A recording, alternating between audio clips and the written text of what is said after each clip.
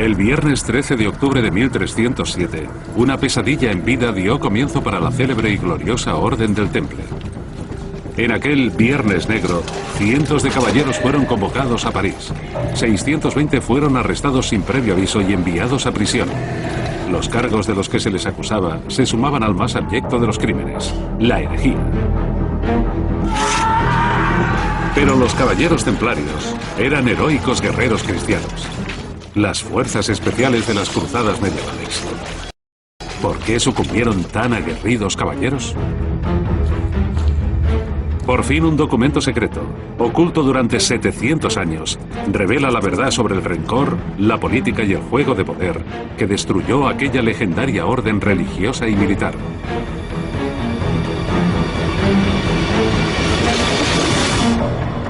Los secretos de la cruz, el juicio a los caballeros templarios.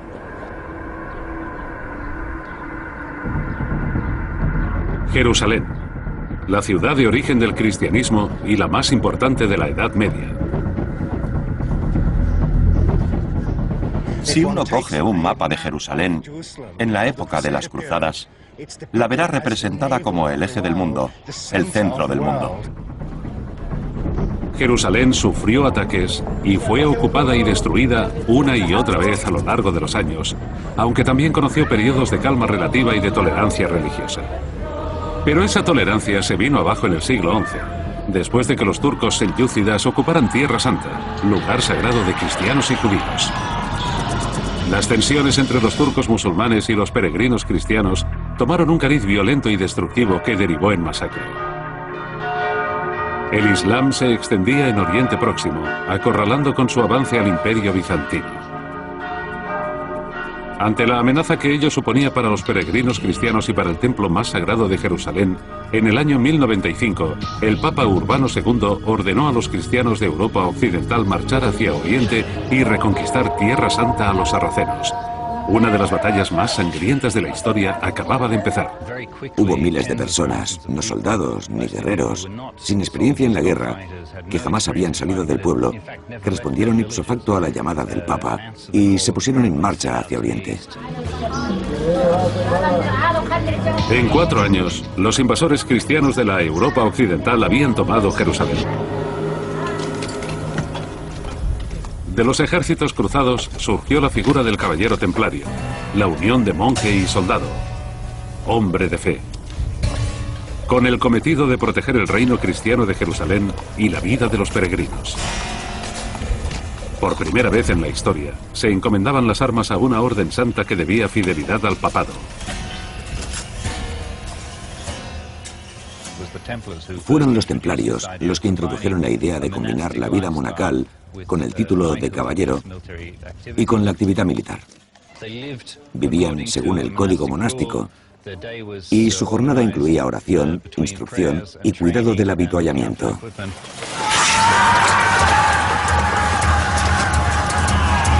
Los templarios se erigieron como un cuerpo de élite. Célebres por su valor y su pureza, se les apreciaba también por ser defensores implacables de la fe.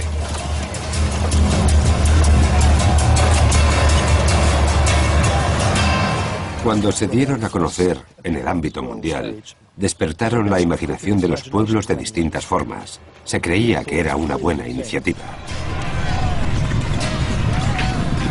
A medida que el relato de sus victorias se iba extendiendo a Europa, los templarios se convirtieron en grandes héroes del cristianismo. Fundada por tan solo 9 nobles bien intencionados, la orden creció deprisa y su reputación se vio catapultada. Se convirtieron en una leyenda rodeada de misterio. En torno a ellos se arremolinaban mitos, rumores y leyendas. Al parecer ellos mismos lo fomentaban. Al menos no lo negaban. Se podría considerar que se ocultaron tras ese mito durante la mayor parte de su historia.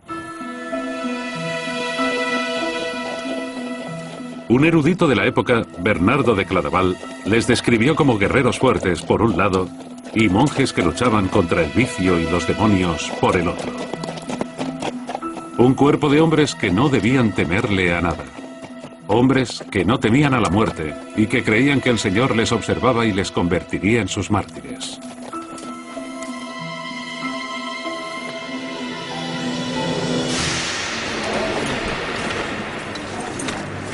Y entonces, menos de 2 siglos tras su fundación, los guerreros cristianos más célebres del medievo, que habían vivido y muerto en nombre de la cruz, fueron capturados y encarcelados por herejía.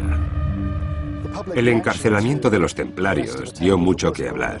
Hubo protestas en Alemania, donde eran extremadamente queridos. Los reyes de España y Portugal jamás creyeron las acusaciones. Nadie creía que los templarios, héroes del cristianismo durante 2 siglos, pudieran estar presos por herejía. Después de que miles de caballeros templarios murieran por su fe durante 200 años, ¿por qué de pronto se les acusaba de herejía?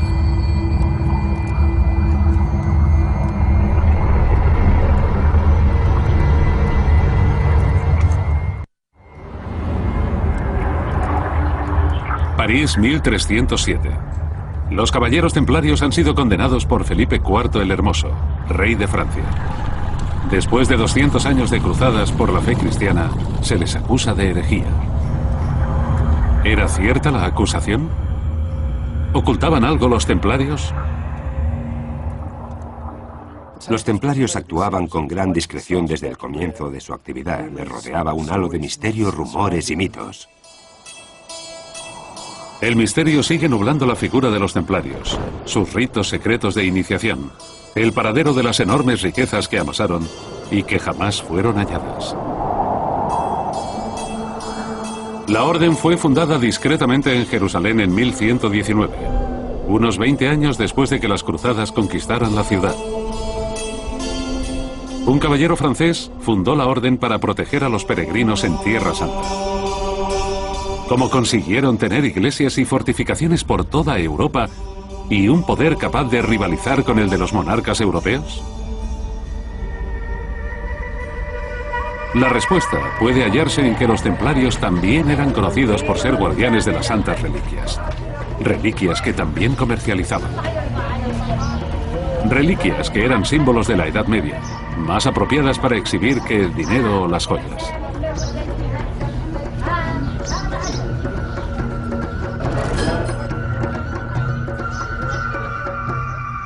Las que más interés despertaban en la Edad Media eran las procedentes de Tierra Santa. Estaban muy solicitadas. Los marchantes y nobles se las disputaban. Eran objetos de veneración en monasterios y catedrales por toda Europa. Los templarios eran conocidos en todo el mundo por custodiar reliquias, sobre todo las pertenecientes a la historia de Jesucristo. Bastaba el sello de un templario para garantizar la autenticidad de una reliquia. Parte del misticismo que condujo a la canonización de Luis IX, rey de Francia, fue la búsqueda de 2 reliquias destacadas. Un fragmento de la Veracruz, perteneciente según se creía a la cruz en la que crucificaron a Jesucristo, y la corona de espinas. San Luis las adquirió ambas cuando la Orden del Temple se hallaba en su apogeo. San Luis diseñó y construyó esa capilla como un enorme relicario. Un lugar inmenso donde custodiar las reliquias de la historia de Jesucristo que había conseguido. Hoy, como entonces, se cree que las reliquias confieren el poder divino de realizar milagros y conceder deseos. Las reliquias de San Luis y la magnífica iglesia gótica que construyó en París para consagrarlas convirtió a Francia en un lugar de peregrinación destacado. Las reliquias otorgaban prestigio y poder. Jerusalén era el lugar donde más reliquias de la historia de Jesucristo se hallaron y los templarios formaron su hogar en el mismo centro de la ciudad vieja. Los templarios se establecieron en el Monte del Templo, la parte sur de la explanada de las mezquitas, donde se encuentra la mezquita de Al-Aqsa, que se convirtió en cuartel general de la Orden del Temple. De ese modo se hallaban en la zona más importante de Jerusalén. El Monte del Templo también alojó al parecer el primer templo judío del rey Salomón, que custodiaba el Sancta Sanctorum, donde se guardaba el Arca de la Alianza. Más de 1000 años después, Los templarios se instalaron allí para dar protección a los peregrinos cristianos. Pero los extensos túneles hallados bajo el monte dieron pie a leyendas de caballeros en busca de tesoros y santas reliquias. Hay un arqueólogo que tiene una explicación más racional. Está demostrado que excavaron bajo el monte del templo, no cabe duda. Sabemos que construían bodegas, baños y un nuevo palacio, lo cual requería excavar en la zona. También pudieron haber excavado pasadizos bajo el monte.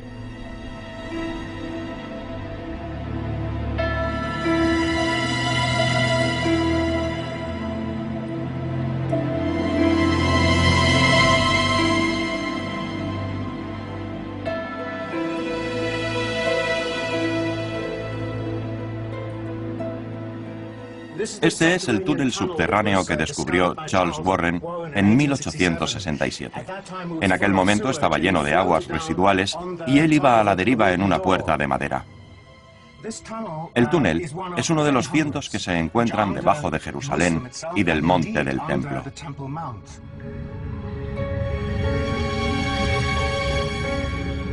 Afortunadamente, dejó de servir como alcantarilla tiempo atrás. Y aunque persisten las leyendas sobre las búsquedas místicas de las santas reliquias, aún se puede encontrar en el monte del templo tesoros como el Muro de las Lamentaciones y partes del templo que un día dieron cobijo a los caballeros templarios. Es un portal medieval construido en tiempos de los romanos. De todas las entradas de la parte occidental del monte del templo, podemos estar seguros de que fue esta la que utilizaban los templarios. Jerusalén fue arrasada repetidas veces a lo largo de las eras. Los cruzados solo llevaron a cabo una de la extensa línea de las invasiones que asediaron la ciudad, la mayoría motivadas por la búsqueda de tesoros, incluidas las santas reliquias. Los templarios tenían pasión por las reliquias, prácticamente obsesión, y los que venían a este país estaban dispuestos a matar no solo a los judíos y a los musulmanes, sino a los propios cristianos de la región para hacerse con esas reliquias. Entre las reliquias más famosas que se han relacionado con los templarios se halla el sudario de Turín, que según se cree, aún hoy, se utilizó para envolver el cuerpo de Jesucristo y en el que quedó grabada su efigie. Pero como muchas otras leyendas en torno a los caballeros templarios, no hay pruebas que lo demuestren. Tan solo la posibilidad de que aquellos caballeros llevasen el santo sudario desde Tierra Santa a Francia. Tenían infraestructura, barcos que salían de Tierra Santa y regresaban sin parar.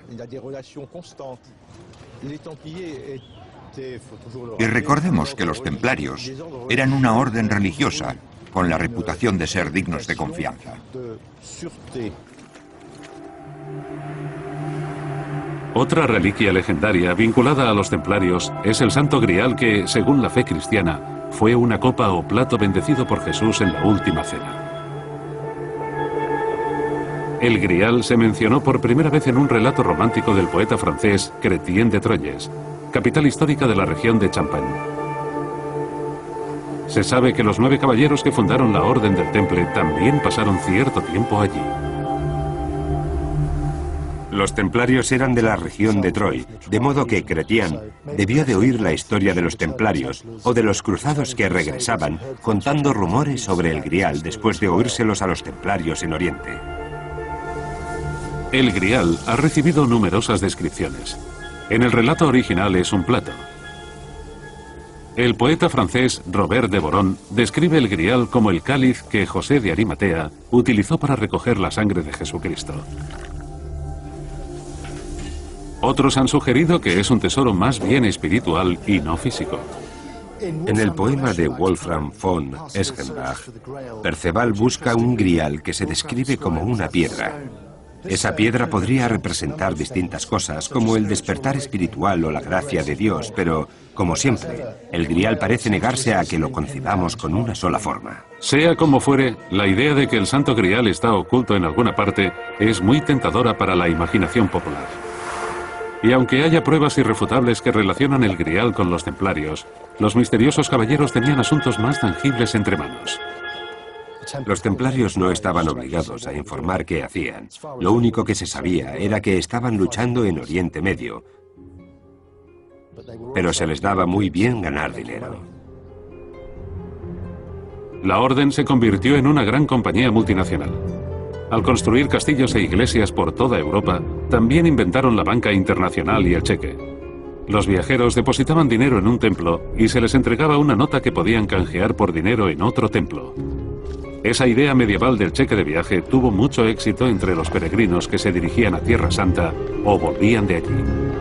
Aunque la ley eclesiástica prohibía los intereses, el coste de los gastos y otros recargos permitieron a los templarios amasar una fortuna considerable. Las operaciones en el este estaban financiadas por lugares como este, las encomiendas, que eran granjas, todo tipo de negocios como destilerías, viñedos, fábricas de curtidos y de ladrillo. Tenían una red de actividades con buen entramado. Fueron los primeros capitalistas, como quien dice.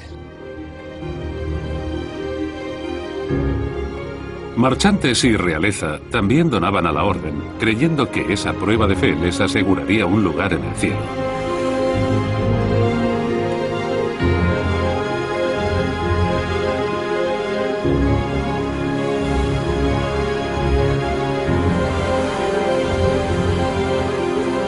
Y los templarios no pagaban impuestos. Poderosos y fuertes, eran los hombres del Papa.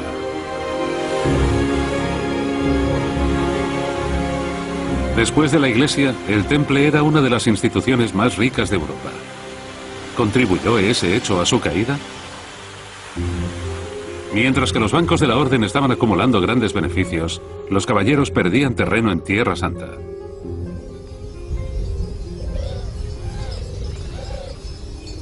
Hacia mediados del siglo XII, la marea se había llevado a las cruzadas. Hacia el año 1187, el sultán Saladino dirigió una fuerza renovada. A 112 kilómetros al norte de Jerusalén, la batalla de los Cuernos de Jatín fue el principio del fin. El gran error del ejército cruzado fue acudir a enfrentarse a Saladino bajo sus condiciones y en situación difícil, con el calor estival, viajando hacia Oriente con el sol de cara al amanecer, y el 4 de julio se vieron rodeados por un ejército más fuerte. Fue una derrota rápida y decisiva. El ejército cristiano, que contaba con 20.000 soldados y 1 millar de caballeros templarios, fue destruido.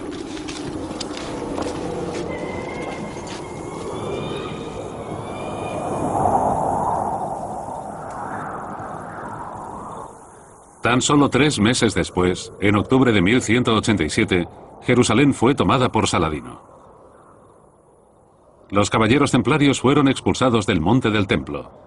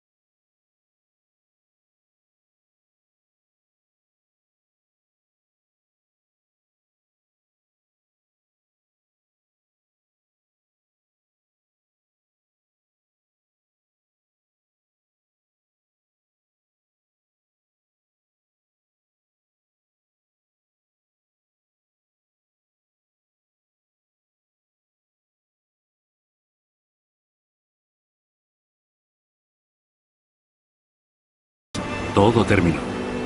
En 1291, los caballeros templarios abandonaron Tierra Santa.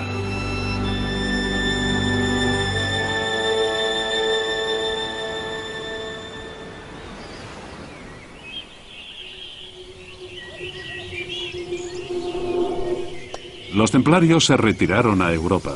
Muchos volvieron a Francia. Esperaban un contraataque. Jacques de Molay fue nombrado gran maestre y se comprometió a cumplir con el cargo.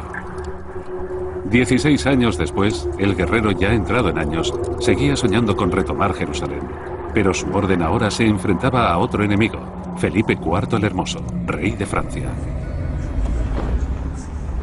Felipe el Hermoso era nieto del gran mecenas Luis IX, el Rey Santo. Era un fanático que se creía Jesucristo. Felipe IV era un rey increíblemente ambicioso, y una de las cosas que más le motivaba era el deseo de ser el rey más cristiano de Europa. Nada le detendría ante ese objetivo.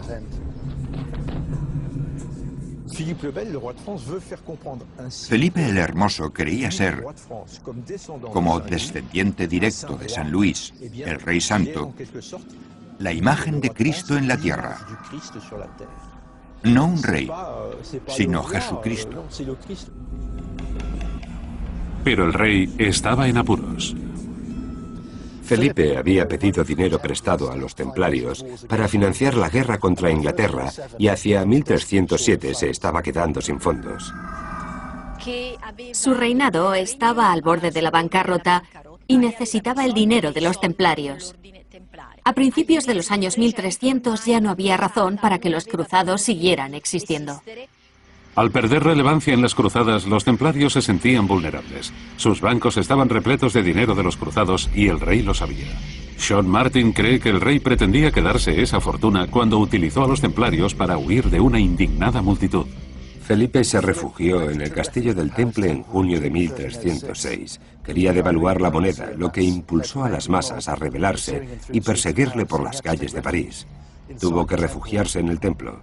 Fue entonces cuando vio los tesoros que allí se guardaban: oro, monedas y mucho más. Felipe decidió suprimir a los templarios y quitarles su capital, pero no tenía poder sobre ellos. Solo el Papa podía gobernar la orden con legitimidad, pero el rey necesitaba desestabilizarla.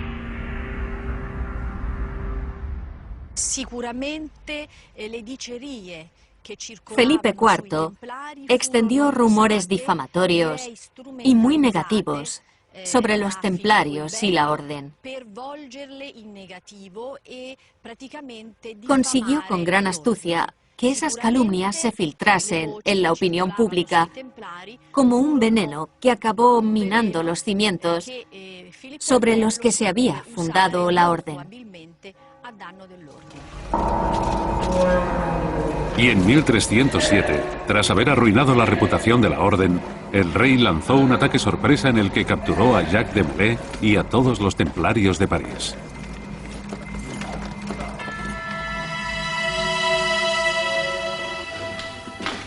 Enterrada al fondo de los archivos nacionales de París, se halla la orden de arresto que se envió por toda Francia para darle uso en aquel viernes 13 ignominioso. Felipe IV atacó las iniciativas secretas de los templarios y les atribuyó un comportamiento disoluto tras las puertas cerradas. Se les acusaba de corrupción financiera y de sodomía. También se les acusó de idolatría y de adorar gatos. Y todo ello se sumó al cargo más catastrófico: la herejía. La acusación de herejía fue devastadora, ya que el Temple se fundó para defender la fe y la herejía es la traición a la fe. Esos cargos podían destruir la orden de los templarios.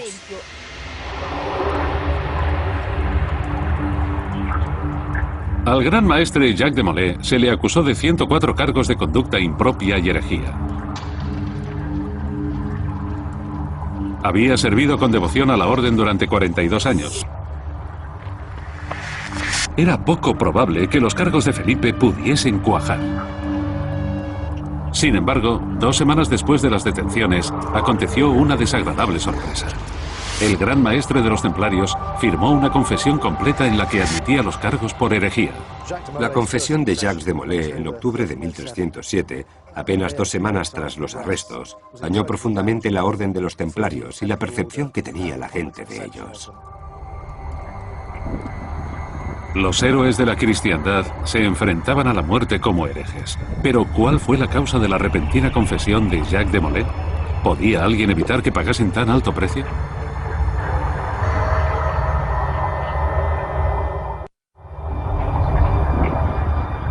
Tras 200 años de guerra en Tierra Santa al servicio de la fe, el gran maestre de los templarios destruyó la reputación de la orden con una confesión de herejía.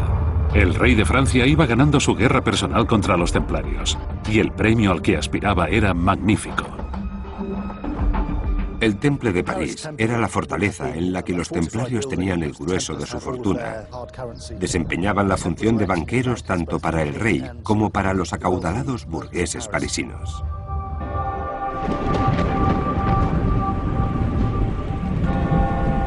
Al rey le parecía que ese dinero estaba mucho más cerca ahora que había encarcelado a los 5 líderes en el castillo de Chinon y que el gran maestre de los templarios le había entregado una confesión de herejía.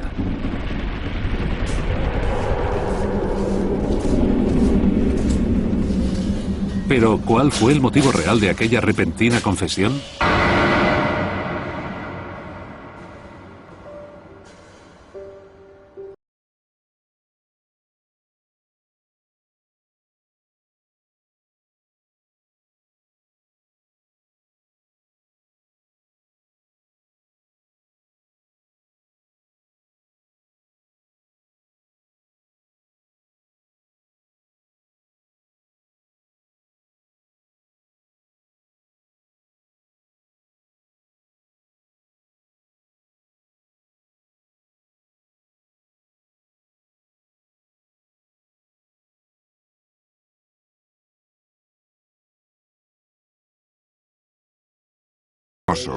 Utilizó la tortura porque era una práctica habitual en los juicios de la época.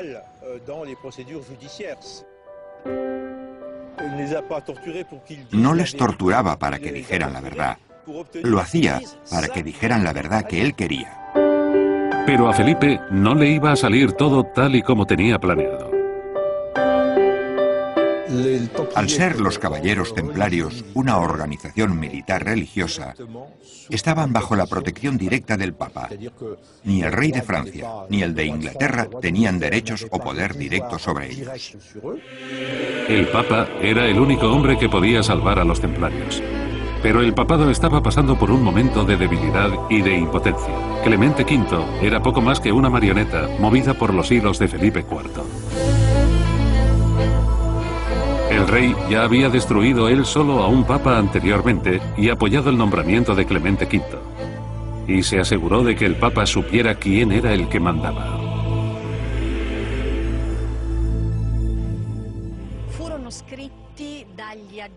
Los agentes de Felipe IV escribieron varias cartas anónimas acusando al Papa de herejía.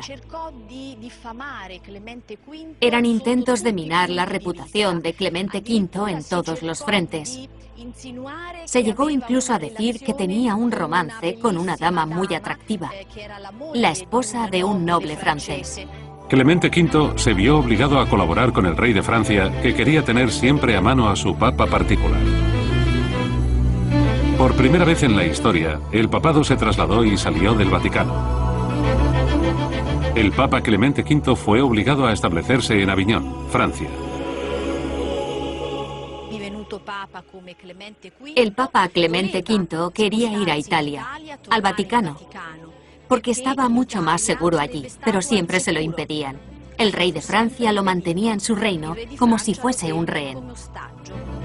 Pero el Papa tenía un último recurso para salvar a los templarios. Dispuesto a indagar sobre la confesión de herejía, Clemente puso en marcha una investigación papal.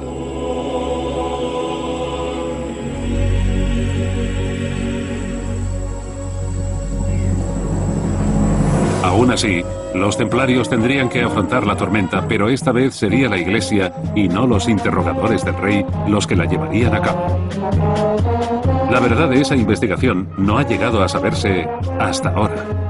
El descubrimiento de un documento de vital importancia reescribe la historia de Clemente V y del juicio de los caballeros templarios. En el año 2003, la doctora Bárbara Frale, historiadora del Vaticano, localizó un documento llamado el Pergamino de Chinon en los archivos secretos del Vaticano. Llevaba extraviado 700 años.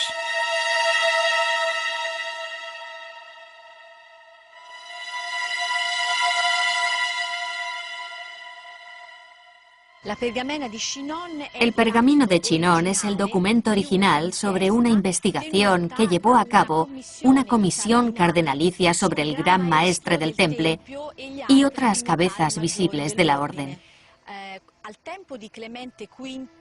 Durante el pontificado de Clemente V, todos los documentos sobre los templarios se guardaban en la misma carpeta, bien organizados. Con el tiempo, y en parte debido a que Napoleón expolió los archivos papales y los llevó a Francia, la carpeta se dividió y los documentos se perdieron.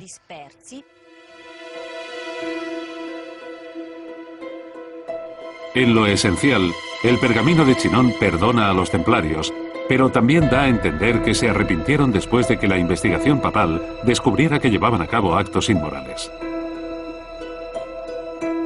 Al inicio de la investigación papal sobre los templarios, 3 de los cardenales de Clemente V fueron llevados a la prisión de Chinon.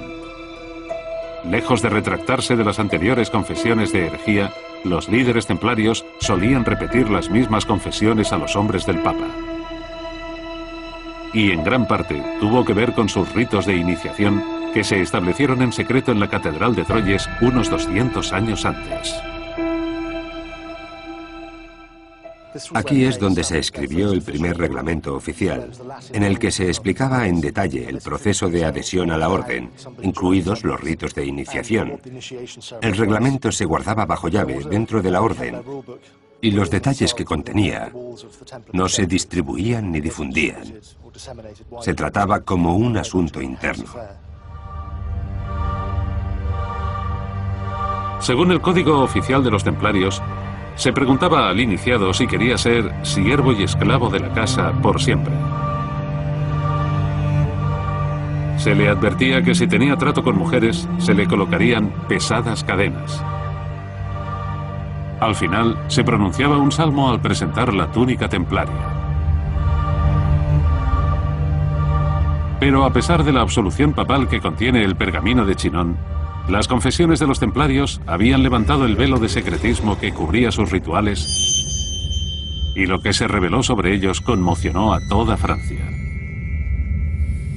Según las confesiones, se obligaba a los templarios a repudiar a Jesucristo durante la iniciación.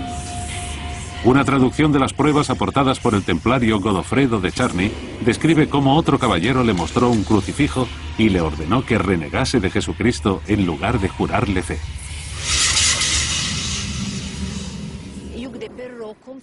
Hugo de Porreau confesó que la ceremonia de iniciación templaria suponía negar a Jesucristo y escupir en la cruz. Jacques de Molay repitió la confesión que le había dado al rey, según la cual el receptor le enseñaba la cruz y le exhortaba a renegar del Dios cuya imagen representaba dicha cruz y a escupir sobre ella.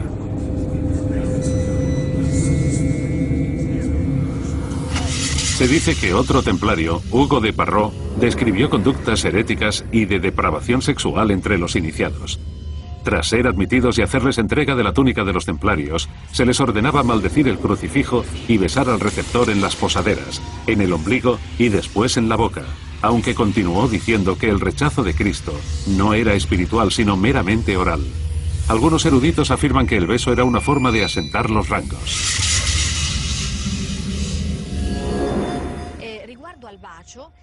El beso era una parte humillante del ritual para el nuevo templario y se hacía para que entendiese que debía ser obediente y subordinarse a su superior. Hugo de Parrot pudo confesar también que se animaba la homosexualidad y eso a los ojos de la Iglesia constituía una abominación. Se les imponía la abstención de entablar relaciones con mujeres y en caso de ser incapaces de reprimir su lujuria, debían entablarlas entre hermanos de la orden.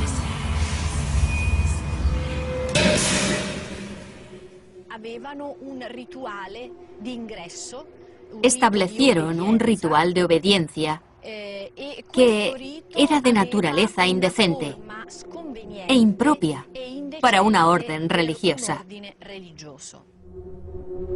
Las confesiones de los templarios se sumaron a una letanía de herejías. Al parecer, habían admitido su homosexualidad, blasfemias y profanaciones de la cruz. Felipe IV había arrancado la primera confesión a los templarios mediante la tortura, pero ¿habían procedido de igual modo los hombres del Papa?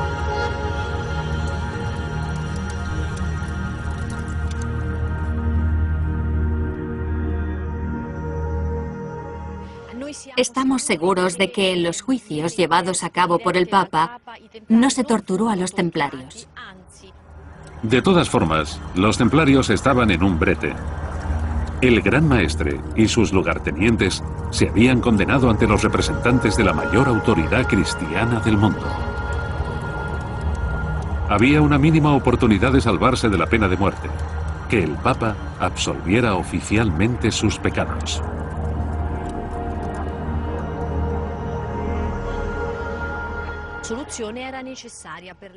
Era necesario absolverles para que se salvaran, porque el cargo de herejía era extremadamente grave. La ley pedía la absolución, de otro modo no había salvación posible. Durante siglos se ha creído que el Papa condenó a los templarios cuando en realidad les había salvado.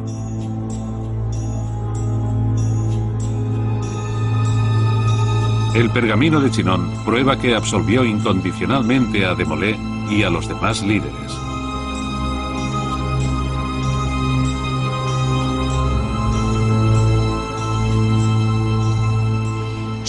Existía cierta tendencia a creer que la Iglesia condenó a los templarios.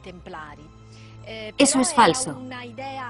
Si el Papa hubiera tenido la más mínima sospecha de herejía, jamás habría permitido que recibieran la comunión. El Papa absolvió a los templarios porque creyó que cometían actos de herejía como prueba de resistencia para prepararse para los retos extremos de fe a los que podían ser sometidos por el enemigo musulmán en Tierra Santa.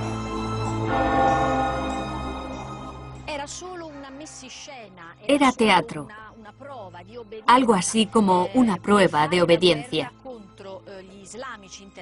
Se necesitaban hombres fuertes, con disciplina y valor, para luchar en Tierra Santa contra los musulmanes, que solían obligar a los prisioneros cristianos a renegar de su fe o a morir. Pero existen otras pruebas que indican que no todos los templarios eran firmemente leales a la fe cristiana.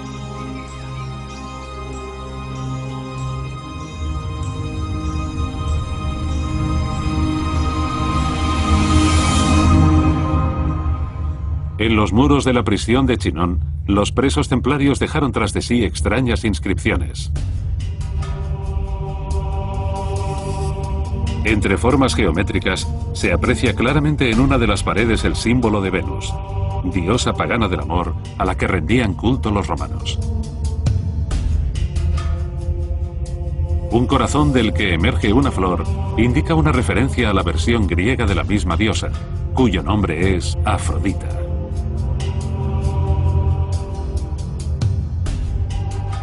Ambas diosas son paganas. Cualquier tipo de aprecio a la cultura pagana es herejía flagrante a ojos de la Iglesia. Parte de la acusación se basaba en los cargos de adoración a un ídolo, una cabeza cercenada llamada el Baphomet.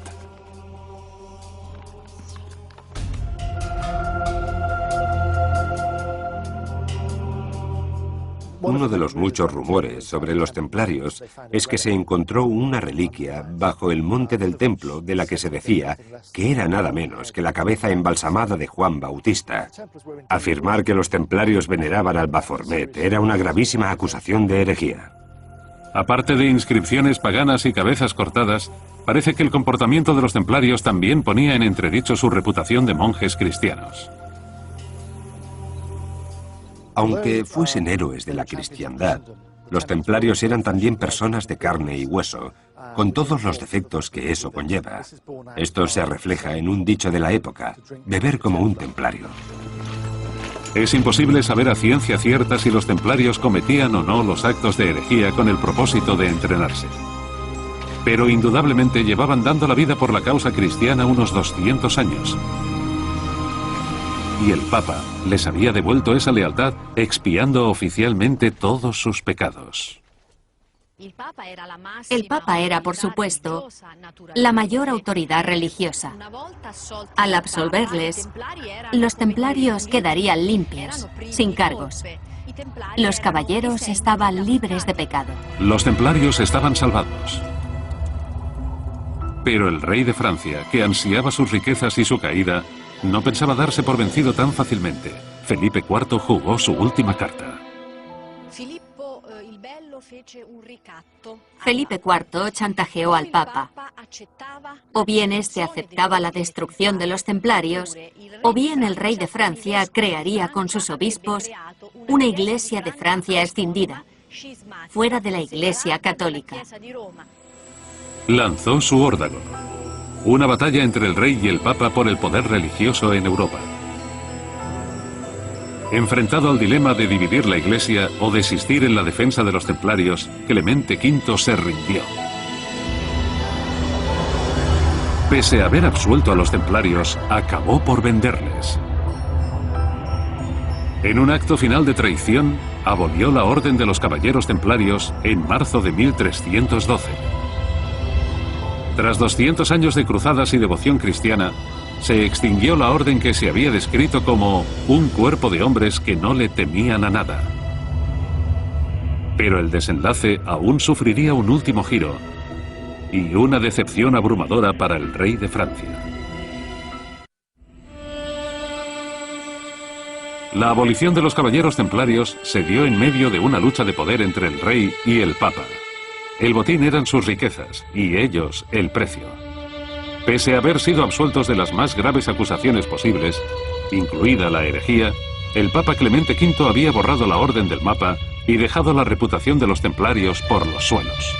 Su maltrecho gran maestre, Jacques de Molay, había pasado más de 6 años en prisión. Estaba exhausto. Antes de que pudieran obligar al anciano a ratificar su confesión y condenar el trabajo de toda su vida, se retractó, despreciando así la absolución del Papa. Se sublevó. Se dio cuenta de que había cometido un error, de que se había equivocado. Dijo, nunca admití aquellos errores. Son falsos. La orden es pura, la orden es santa y yo la defiendo.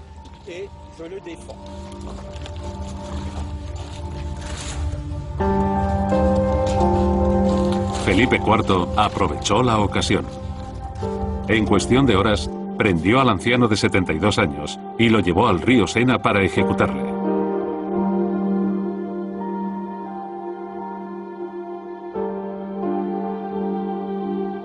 De Molay pidió que le desatasen las manos para poder rezar hacia Notre Dame mientras encendían la pira.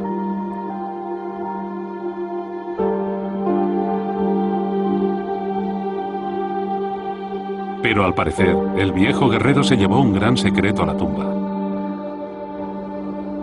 Mientras los templarios eran exterminados, su banco más grande, el Temple de París, fue asaltado por los hombres del rey. Sus arcas estaban vacías. Las posesiones de los templarios en Normandía sumaban más riquezas de las que tenía toda Inglaterra. Pese a ello, no se encontró nada.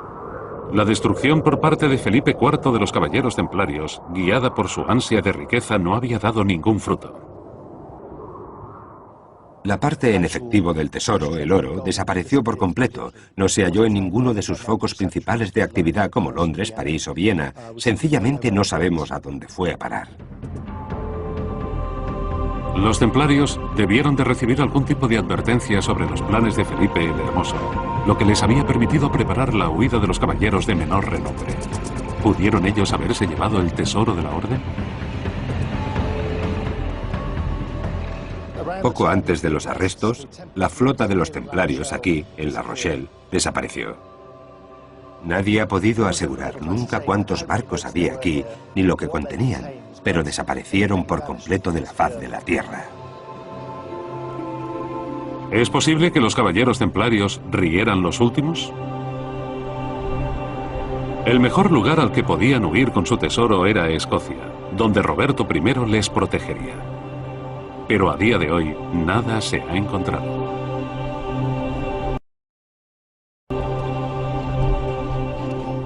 Se aceptó a muchos templarios en el seno de una orden rival y más antigua, la Orden de Malta.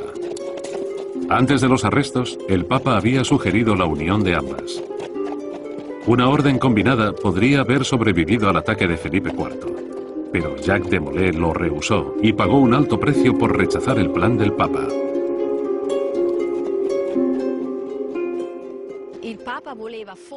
Quiso unir a los caballeros templarios y a la Orden de Malta para crear una nueva orden que estuviese limpia de pecado y fuese útil para la reconquista de Jerusalén. La Orden de Malta se convirtió en la auténtica orden intocable y sigue en activo hoy en día. Con sede en Roma, ostenta el cargo de observador de las Naciones Unidas y es la organización de beneficencia más antigua del mundo. En cuanto a los templarios, su orden, antes inmensa, poderosa y enormemente rentable, se esfumó sin más. Algunas de las reliquias que se consideran muy cercanas a ella aún perduran. En 1357 apareció el sudario de Turín, muy cerca de la patria de los templarios, de la mano de Godofredo de Charny, descendiente de uno de los lugartenientes más próximos de Jacques de Molay. Pero el Santo Grial no ha llegado a aparecer y permanece a la deriva en el tiempo, al igual que los miles de mitos sobre los caballeros templarios y su tesoro perdido. La perdición de los templarios se debió en gran parte a la codicia de un rey, a un papa pusilánime, y en muchos aspectos a su propio éxito. Fueron víctimas de su propio misterio. Al igual que ocurre con el Grial, la profecía final de Jacques de Molay resuena a través del tiempo. Mientras se quemaba en la hoguera, el gran maestre gritó que Dios juzgaría al papa y al rey en el plazo de 1 año. En efecto, Felipe IV y Clemente V murieron al cabo de 8 meses. Sin embargo, la insigne leyenda de los templarios sigue viva. Destruidos por sus riquezas, estos heroicos guerreros de la Iglesia fueron traicionados por su aliado más cercano, el Papa.